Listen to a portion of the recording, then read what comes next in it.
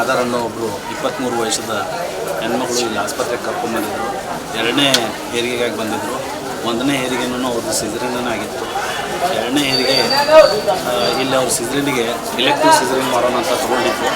But ರಾತ್ರಿ ಅದು ಏನಂತ ಅಮ್ನಿಯೋಟಿಕ್ ಫ್ಲೂಯಿಡ್ ರಪ್ಚರ್ ಆದಮೇಲೆ ಅವ್ರು ಏನು ಮಾಡಿದ್ರಪ್ಪ ಅಂತಂತಂದರೆ ಸಿಸರಿನ್ ಮಾಡಬೇಕಂತ ರಾತ್ರಿ ಸಿಸರಿನ್ಗೆ ತೊಗೊಂಡಿದ್ದಾರೆ. ಆದರೆ ಸಿಸರಿನ್ ಮಾಡಿ ಮಗು ಹೊರಗೆ ತೆಗೆದಿದ್ದಾರೆ ಮಗುವನ್ನು.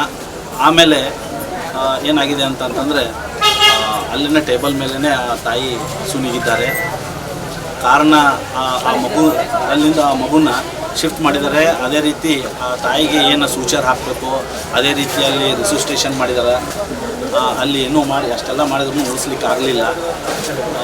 ಅದೊಂದು ಸಮಸ್ಯೆ ಆಗಿದೆ ಇಲ್ಲಿ. ಅದಕ್ಕಾಗಿ ನಾವು ತಂಡವನ್ನು ರಚಿಸ್ತೀವಿ. ಇಲ್ಲಿ ಎಲ್ಲಿ ಮಿಸ್ಟೇಕ್ ಆಗಿದೆ ಏನಾಗಿದೆ ಅನ್ನೋದನ್ನು ತಗೊಂಡು ಅದಕ್ಕೆ ಯಾರಿಗೆ ನಾವು ಏನು ಆ್ಯಕ್ಷನ್ ತೊಗೋಬೇಕು, ಯಾರ ಮೇಲೆ ಏನು ಮಾಡಬೇಕು ಅನ್ನೋದನ್ನು ನಾವು ಕ್ರಮ ಜರುಗಿಸ್ತೀವಿ.